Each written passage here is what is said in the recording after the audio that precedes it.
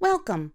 My name is Stella, and thank you for tuning in to Bibi and Yaya, where you will hear real-life stories which people have written to us about their life experiences, their feelings, and reactions along the way. The people who write in to us share their stories in hopes of connecting with others who may be able to give advice, such as yourself. Please share your comments, thoughts, and solutions below for each life story. Here on Bibi and Yaya, we will also share our opinions with the hopes that we can help those who share their stories with us. If you have a story to tell, please send us an email in the description box below. And don't forget to like Bibi and Yaya by hitting the thumbs up button and subscribing to this channel so you can stay up to date with these very personal stories. And by subscribing, it helps us to bring you new life stories every week. Today, I will be sharing two stories with you. The first is from Amanda, who has a serious issue with her father, to say the least, being involved with another woman while her mother is in the hospital. She comes to realize that her father is not the man she has known her entire life. Is he hiding a deep, dark secret from her? And what does she do with this information? And the second story deals with Barbara, someone who struggles to find her place in the world and at the same time remain true to herself. She is unlike most of the people she knows in town and has a somewhat difficult time dealing with her position in life. Does she succumb to outside pressure, or does she accept what life eventually has to offer her?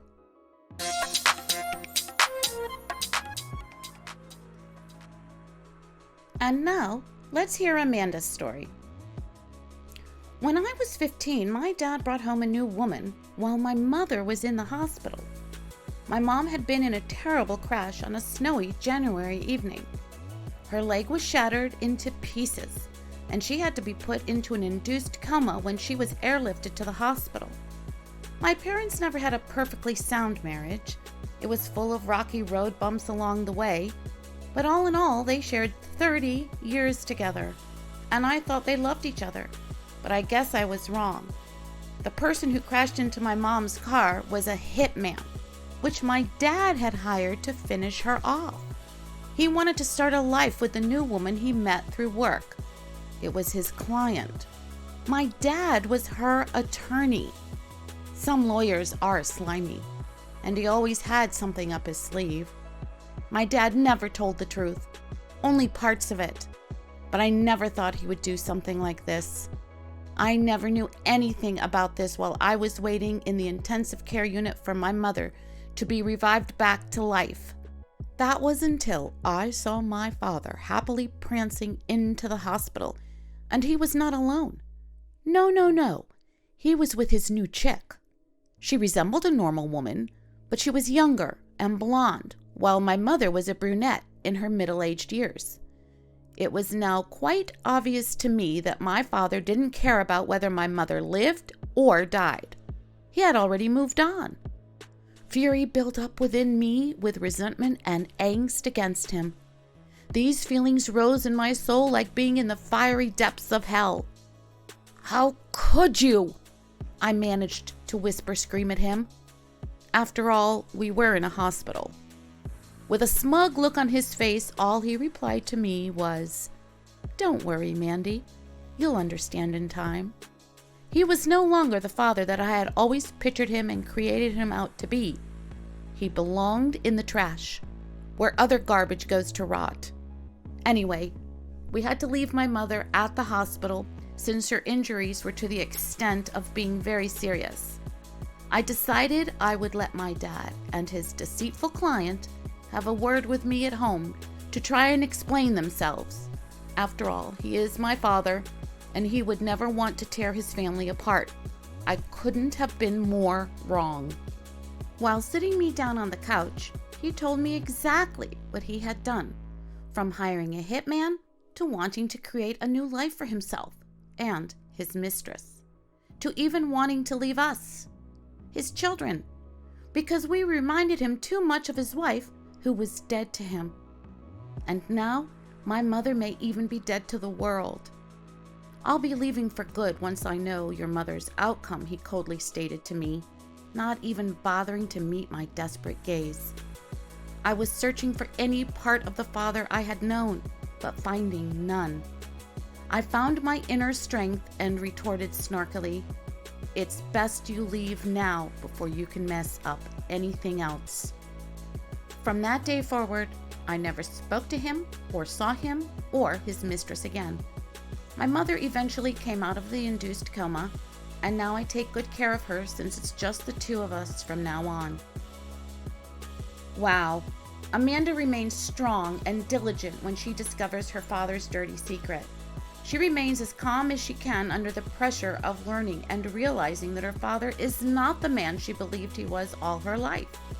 She deals with the situation the best she can, while now caring for her mother, who is recuperating at home. Amanda does not allow the outside forces of evil to ruin her own spirit of goodness and kindness. What advice could you give to Amanda? Scroll down and leave a comment. And now, here is our second story from Barbara, someone who has a difficult time because she feels like an outsider in her own town. How does she handle this life situation? I live near a beautiful historic Victorian town on the water. All the houses are really colorful and lavishly decorated. Big Roman columns wrap around porches with balconies which overlook the water.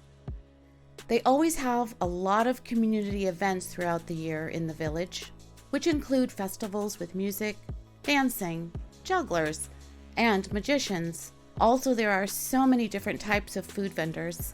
Now, my house is a little different than the ones I explained about in the town. I live on the other side of the tracks. This being said, my family can't afford much. My mom is on disability and my dad is unemployed. He finds it difficult to get a job. I have 6 siblings in total. My sisters and I share a room. I go to school with all the kids that live in those beautiful houses on the water, and most of them won't even talk to me. Sometimes they even try to get me in trouble by telling the teacher that I took something of theirs. One time, they put one of their phones in my book bag when I wasn't looking, and the principal called me down to his office. He asked me to empty my bag in front of him, but before doing so, I assured him I hadn't taken anything.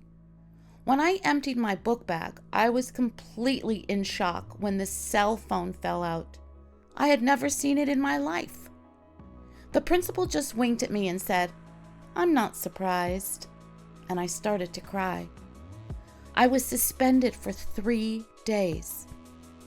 Later that week, my mom took me to the grocery store in town, and as soon as we entered the store, we immediately noticed some of the cashiers and employees in the produce area were whispering and staring at us. Then a little while into our shopping, we noticed one of the security guards oddly showing up in every aisle we were in. My mom then turned to him and said, "Is there something I can help you with?" He then turned around and left the aisle. When we got home, I told my mom that the way they made us feel in the store is exactly what they do to me and my siblings in school. At the end of the school year, my dad finally did get a new job offer. It was in another state, and the salary was going to be enough so that we would be able to buy our own house. He told us that we'll even get to have our own rooms finally. Maybe this time we will be in a place where the kids and people are friendlier and not so judgmental. Wow. Barbara was born into a family who lived on the other side of the tracks, which has a somewhat negative connotation, but it shouldn't be like that. We are all human beings, but some people do happen to be more fortunate than others. However, and this is important to remember, we all make decisions in life every day, and we each have the opportunity to rise above stereotypical labels. And eventually, Barbara's family did improve their living situation. We can all be happy for her and her family. What advice would you give to Barbara? You can scroll down and share your comments. Thank you to Amanda and Barbara for sharing their stories with us today. We wish them both peace and happiness. Please remember to like and subscribe to Bibi and Yaya, where you will hear real-life stories and read people's comments, solutions, and opinions relating to their personal stories. And if you have a life situation which you would like to share with us, please send an email in the description box below. And don't forget, you are welcome to share your thoughts and any advice to those who write in. So please remember to share them below. Thank you so much for joining us today, and see you next time here on Bibi and Yaya.